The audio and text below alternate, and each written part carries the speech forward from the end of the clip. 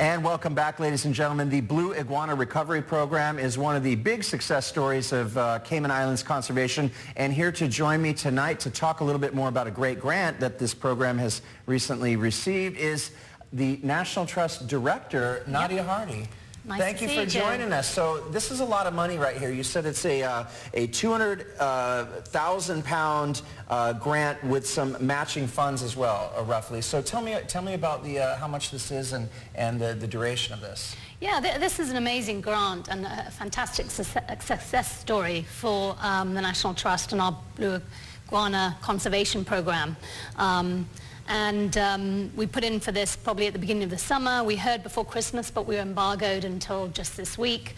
And we will be getting over 3 years, it's front-loaded, close to 213,000 CI, so just under 200 pounds. And the National Trust has to co-fund probably around 200 as well. So it's great, but it's pretty intimidating as well. But it's a fantastic testament to all the hard work that's been done for this conservation program. And it's really going to help us go to the next phase. And for anyone who doesn't know, the history of this program was they brought the species back from the brink of extinction.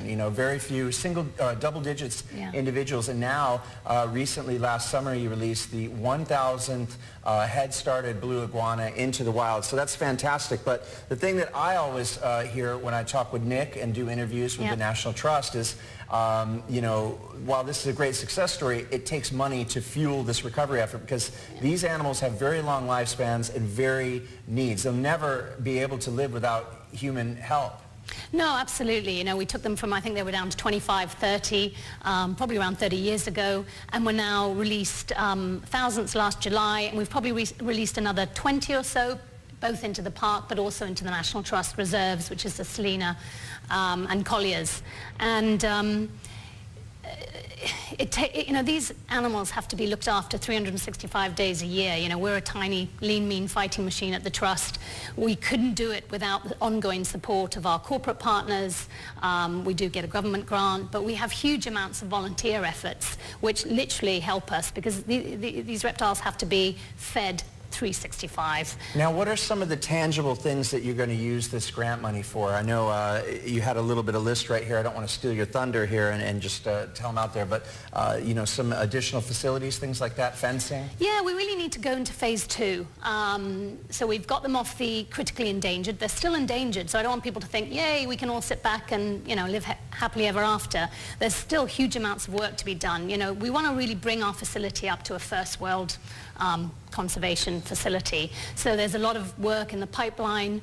These funds are going to go towards that, and we're going to obviously have to keep fundraising. But we want to make sure that we can get a better environment, have better husbandry for these majestic reptiles. We want to make sure we're giving them the best diet, the best experience for those that have to remain captive, but obviously it helps from a breeding, head starting facility. If they're happy, we can produce more, release more, but we just want to make sure that we can also sustainably fund this conservation program by ecotourism. So if the better the facility, the more people will come.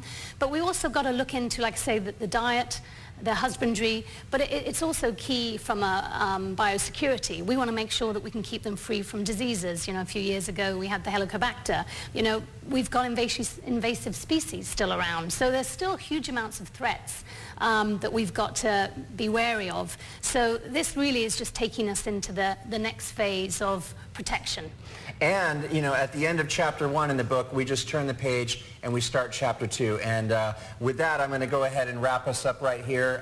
Thank you so much for being here, Nadia. Thanks for having us. Great things ahead for the Blue Iguana Recovery Program. And do stick around, ladies and gentlemen. More Cayman 27 news after this.